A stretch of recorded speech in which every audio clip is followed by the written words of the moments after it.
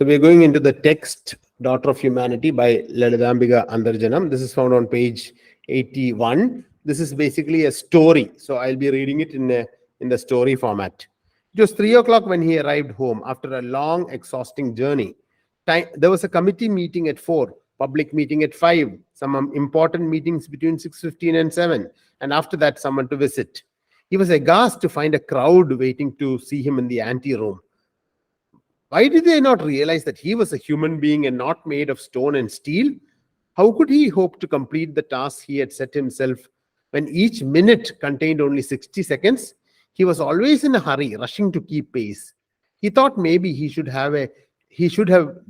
never have started this marathon race. Appo ഒരു മന്ത്രി, ഒരു പൊളിറ്റിക്കൽ ലീഡറിന്റെ ഒരു പ്രയാസമാണ് ഇവിടെ കാണുന്നത്. മിനിറ്റിനോട് meeting. So, he has no time basically. That's why he said, ഒരു മിനിറ്റിൽ ആകെ 60 സെക്കൻഡേ ഉള്ളൂ. So he is that much of a harried person. As he collapsed into his office chair, he found out that he had a severe headache. It occurred to him that he had not had time to bathe or eat that day. In any case, he always found it difficult to organize his day. He would eat and sleep and rest whenever he could. That was all. There was hardly any time to spend with the little child whose arrival he had awaited with such great longing. As the leader of a political party, he had to be at his service. He had to be at the service of the public. He was aware that he had to endure certain discomforts and inconveniences in exchange for the pleasures and privileges of his position. That is why when he entered the reception room, he controlled his irritation, smiled pleasantly, and talked to everyone as he was expected to do so. And ഈ politician, ഈ leader, ഈ minister, he had hardly any time to spend with the little child whose arrival he had awaited with such great longing. അപ്പോൾ ഈ ചെറിയ ഒരു കുട്ടി ജനിച്ച he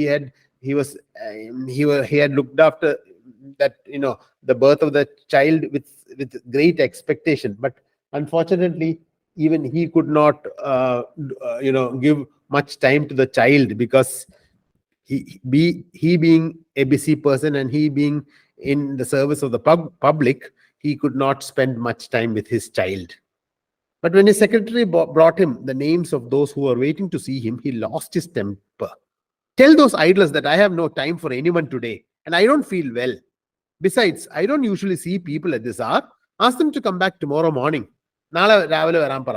എന്തത് എല്ലാവരും ഈ സമയത്ത് വരുന്നത്? എനിക്ക് കുറെ പണിയുള്ളതല്ലേ, നിങ്ങൾക്ക് അറിയുന്നതല്ലേ. The secretary smiled to himself and waited patiently. He knew that his chief would see all of them and listen to what they had to tell him before he had lunch. It was possible that even he would forgo lunch in order to get to the meeting on time. After all, this was how he had risen to his position as chief of the party, and that is exactly what happened. When the last visitor left the office, the secretary came and said softly, അപ്പോൾ സെക്രട്ടറിക്ക് അറിയാം എന്തായാലും sir എല്ലാവരും കണ്ടിട്ടേ വിടുള്ളൂ, അപ്പൊ അതുകൊണ്ട് മിണ്ടാണ്ട് ഇരുന്നു. ഊണും വേണമെങ്കിൽ കഴിച്ചില്ല എന്ന് വരും. അത്രത്തോളം ഡിവോട്ടഡ് ആണ്, അത്രത്തോളം he is a person for the public. അങ്ങനെ എല്ലാവരും കണ്ടു കഴിഞ്ഞിട്ട് അവസാനം സെക്രട്ടറി വന്നിട്ട് പറയാ, there is a woman waiting to see you. She looks very poor and has come from quite far away. I did not bring her in earlier because she said she wanted to see you alone. അപ്പൊ നമുക്കറിയാലോ, ഈ മന്ത്രിമാരുടെ അടുത്തൊക്കെ പോകുമ്പോ 1, 2, 3 പേരൊക്കെ ഇങ്ങനെ കാത്തുക്കുന്നുണ്ടാവും കാണാൻ. അപ്പൊ കേറുമ്പോ ഒരാളല്ല കയറുക, 1, 2 പേര്. അപ്പൊ they will listen to the others also. So this particular poor woman had said that she wanted to see the minister alone. അതുകൊണ്ട് സെക്രട്ടറി ഈ മിനിസ്റ്ററിന്റെ PA അവസാനം വരെ ഹോൾഡ് ചെയ്തു. അങ്ങനെ ആ സമയത്താണ് മന്ത്രിയോട് പറയുന്നത് ഇങ്ങനെ ഒരു പാവപ്പെട്ട സ്ത്രീക്ക് പോകാൻ. The man banged the table angrily. ഒറ്റ അടി ടേബിളിന്റെ മുകളിൽ. An ink bottle overturned and papers flew wildly. പേപ്പറൊക്കെ എറിഞ്ഞു. Do you want to kill me? Tell her that I'm a human. I'm tired. Ask her to come tomorrow. I don't care who she is. It's 4:30 and I'm late. 4:30 ഭക്ഷണം കഴിച്ചിട്ടില്ല, ഞാൻ late ആണ്, അവരെ നാളെ കാണാമെന്ന് പറ. The secretary responded quietly, I think that would be unkind. She arrived very early this morning and has not eaten a morsel all day. She's tired. She's walked a long way and all she wants to see you for a minute. She said she'll go away at once. ഒരൊറ്റ minute കാണണ്ടെന്നാ പറഞ്ഞത്. അത് കഴിഞ്ഞ പോയിക്കോളെന്ന് പറഞ്ഞു. He looked indifferently at the person who had moved the expensive curtain aside and followed his secretary into the room. What an odd creature. അങ്ങനെ എന്നാ ശരി വാ പണ്ടാരം പോരാ വന്നോളം പറ. She was completely enveloped in mundu and an old worn palm leaf umbrella. Her long earlobes dangled as she walked. She cowered back in the corner. അങ്ങനെ ഇങ്ങോട്ട് വന്നു. Just like a character who had stepped out of an 18th century storybook. A little 7-year-old boy clung to her knees. The leader was puzzled. ഈ സ്ത്രീകളെ ഞാൻ എവിടെയോ കണ്ടല്ലോ. Suddenly he rose from his chair. The visitor continued to wait quietly. Please sit down. Where do you come from?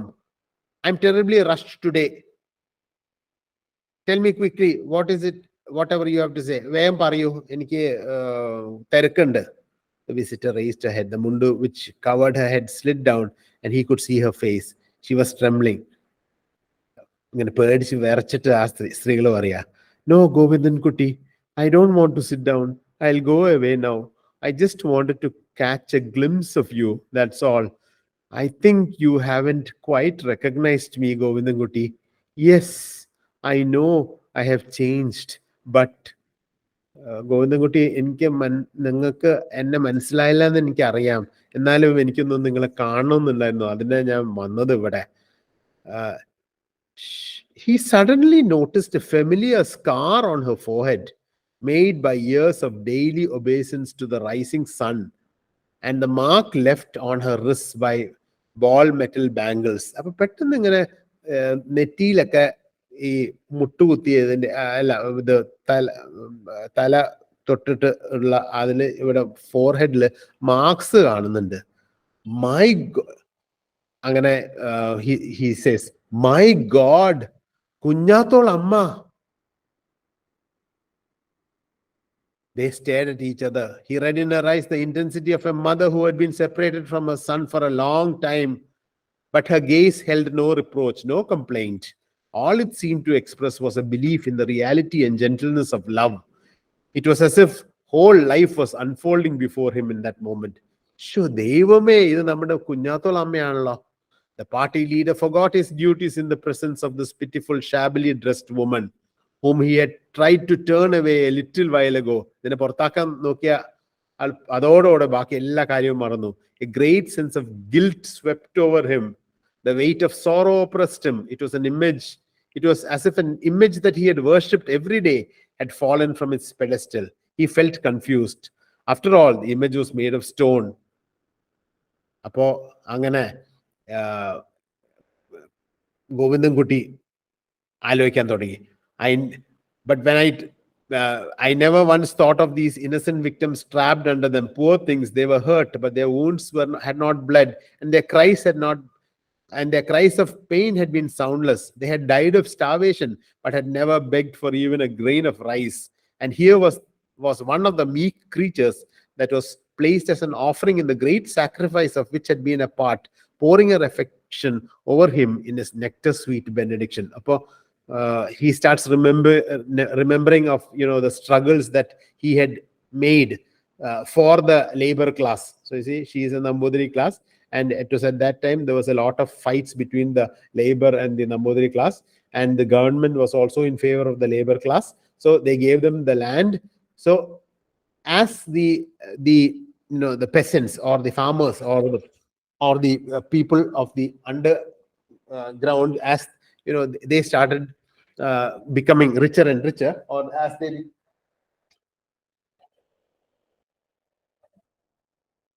as they started gaining land due to this land reforms, the Nambudiri women started getting poorer and poorer. And even then, as they became poor, they did not complain much. And this is what Lalithambika Antharjanam talks about here.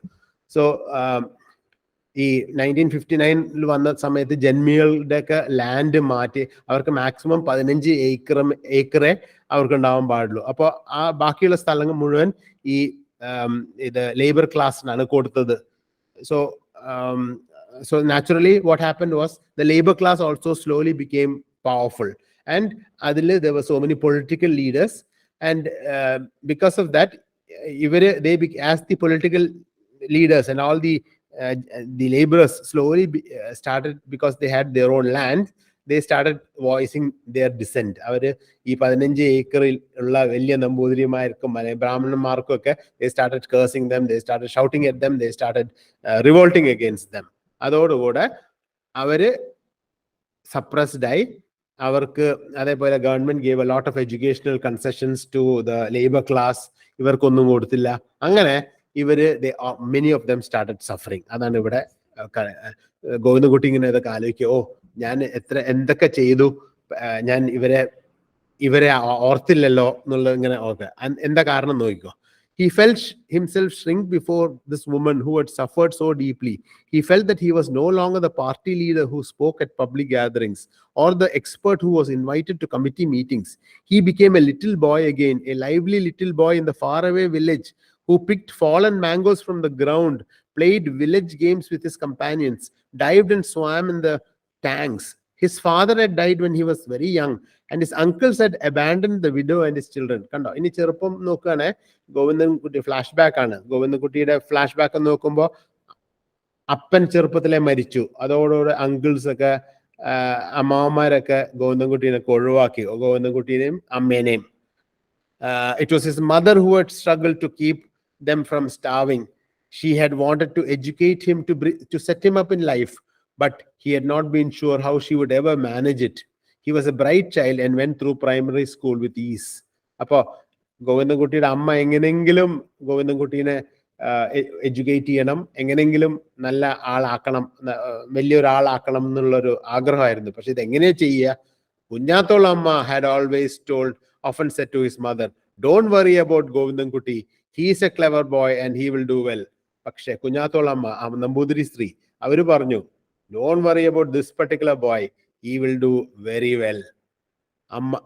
Amma would answer sadly, how can I send him to school, Kunyathol? I can't even barely manage to feed him. If he goes to school, he'll need books, pencils, notebooks. എങ്ങനെ ഞാൻ ഇവനെ ഭക്ഷണം കൊടുക്കുക? ഗോവിന്ദൻകുട്ടി ചെറിയ കുട്ടിക്ക് എങ്ങനെയാണ് ഞാൻ ഭക്ഷണം കൊടുക്കുക? എനിക്ക് ഭക്ഷണം കൊടുക്കാൻ പോലും സാധ്യത. പിന്നെയാണ് പെൻസിലും പെന്നും സ്ലേറ്റും ഇതൊക്കെ മേടിക്കേണ്ടത്. Kunyathol looked thoughtful. We'll find a way, Lakshmi. Tell him to collect flowers for my prayers every day. I'll find him money. ഒന്നും വിഷമിക്കണ്ട, അവൻ ആള് ഭാവിയുള്ളവനാണ്. ഒരു കാര്യം ചെയ്യ്, എനിക്ക് കുറച്ച് പൂക്കളൊക്കെ കുറച്ച് കൊണ്ടുവരാൻ പറ, കാട്ടിൽ പോയിട്ട് ഞാൻ അവന് എങ്ങനെയെങ്കിലും ഭക്ഷണം കൊടുത്തോളാം. She looked at him now with the face of a compassionate Devi.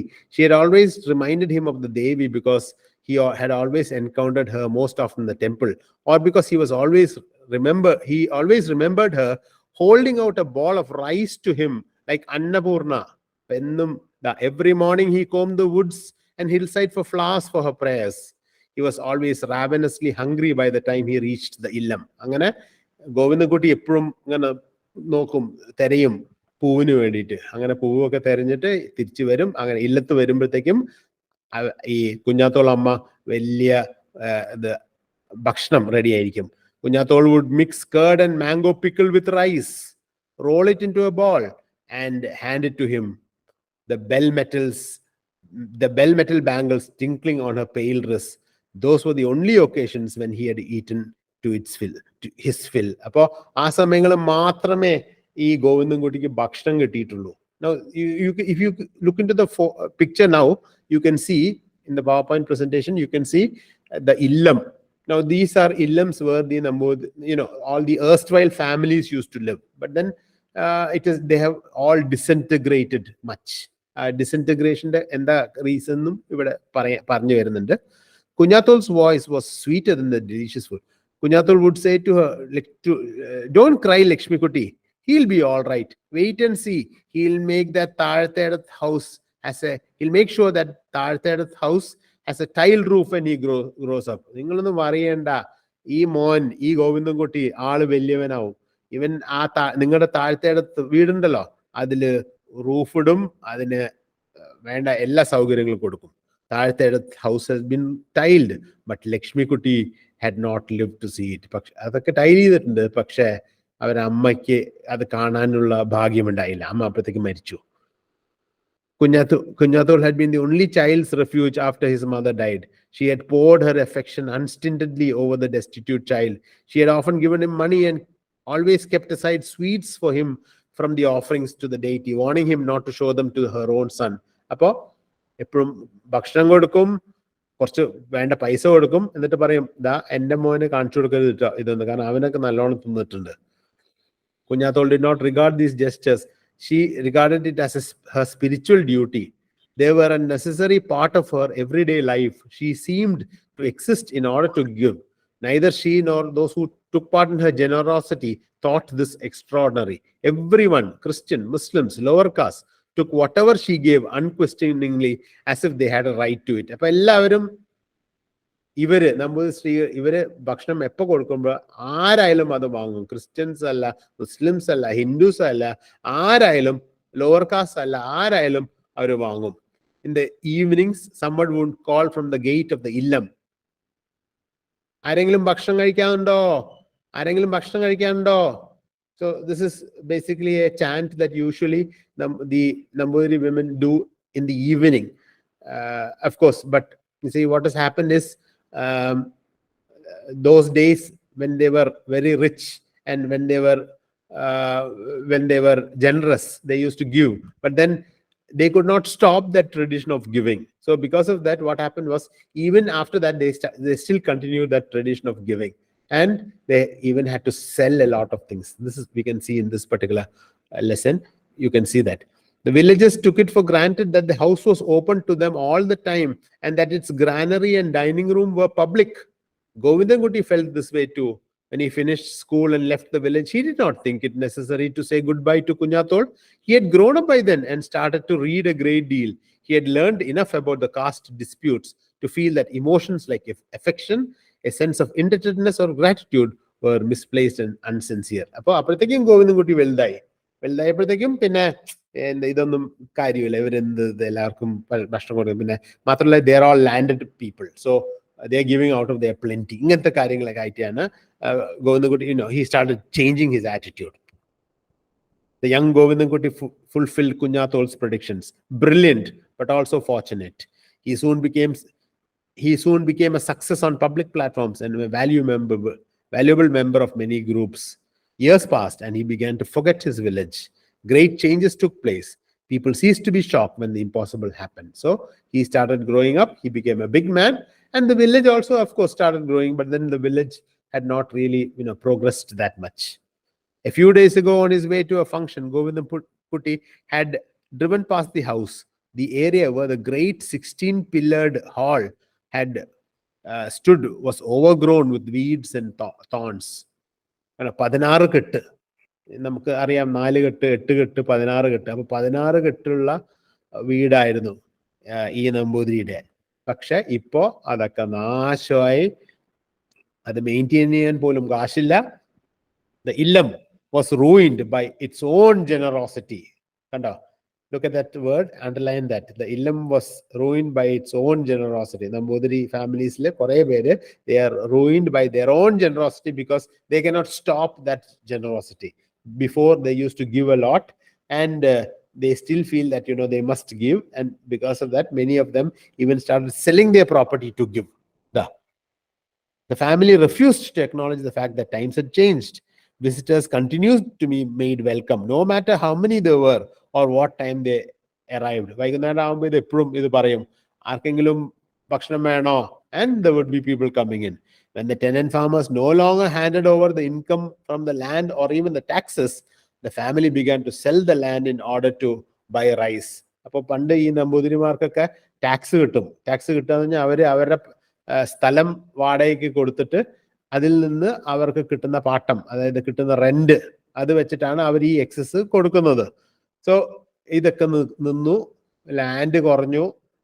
ഈ ലാൻഡ് റിഫോംസ് ആക്ട് വന്നതോടുകൂടെ they had very little land, and അപ്പോഴും പക്ഷെ അവർക്ക് ഈ എക്സസ് നിർത്താൻ പറ്റുന്നില്ല. because they used to give a lot.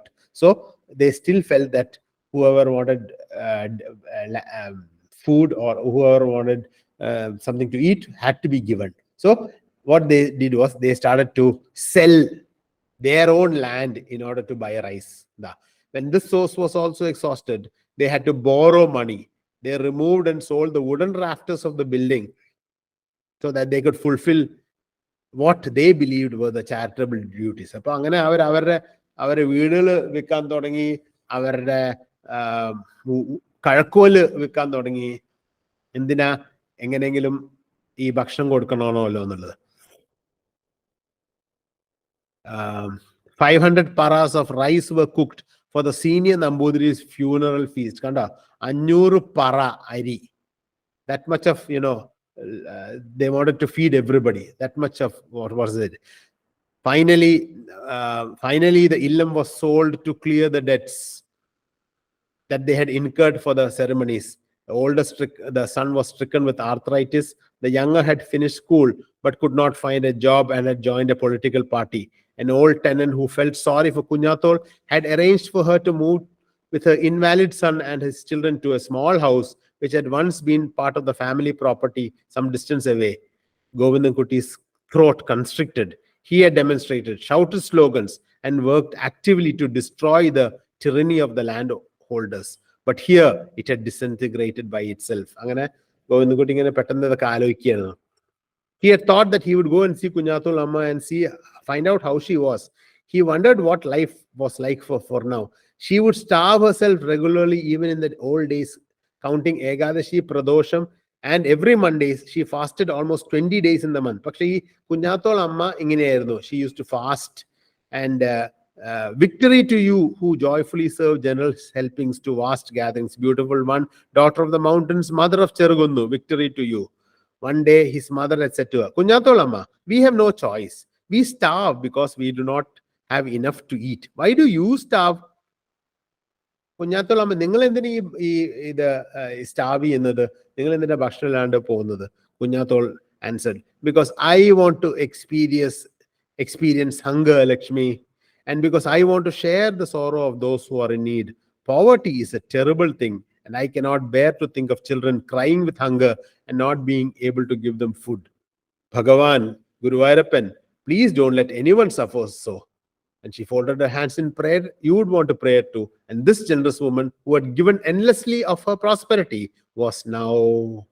അങ്ങനെ ഇത്രത്തോളം ജനറസ് ആയിട്ടുള്ള ഈ ലേഡി ഇങ്ങനെ ആയിപ്പോയല്ലോ എന്ന് തോന്നുക. His head റീൽഡ്. ഗോവിന്ദൻകുട്ടിയുടെ തല ആകെ, his head reeled. The car waiting to take him to the meeting sounded its horn. The secretaries looked in impatiently. They had not spoken, the mother and son, but they understood each other perfectly. അപ്പോ car പുറത്ത് നിൽക്കുക, പോവാറായി, public മീറ്റിംഗിന് ഗോവിന്ദൻകുട്ടി പോവാറായി. At last, Kunyathol said, forgive me, Govindankutti, for having bothered you. Lakshmi Kuti entrusted you to me before she died. I am so glad for you. I feel as happy as you are my own son, Unni. അപ്പോ എന്ത് പറ്റി ഉണ്ണിക്ക്? Unni has been bedridden for the last 8 years. The illam is in ruins. The younger one finished his studies and tried to find a job. They tell me the upper caste no longer have a right to education or to employment. Anyways, he left home. I hear that he spends his time going to meetings and making public speeches. Unni has a daughter old enough to be married. Everyone said you would help Govindankutti. ആകെ ഇനി ഒറ്റ വടിയുള്ളൂ മോനെ, you Govindankutti. She pushed her grandson forward and said, if you could help us send this child to school, he would get at least a meal at noon. Bhagavan, Guruvayurappan, protect us. അപ്പോ ഇനി ആകെ എനിക്ക് ശരണം ഗോവിന്ദൻകുട്ടി മാത്രമേ ഉള്ളൂ. നിങ്ങൾ ഒന്നിവനെ സഹായിക്കുകയാണെങ്കിൽ ഇവനെങ്കിലും കുറച്ച് ഭക്ഷണമെങ്കിലും കിട്ടും. Govindankutty, he froze, inexpressibly shocked. That Annapurneshwari herself should have to beg for an afternoon meal for her grandson. Her charity had borne no fruit. The fortress of aristocracy lay shattered at his feet. Tears ran down his face.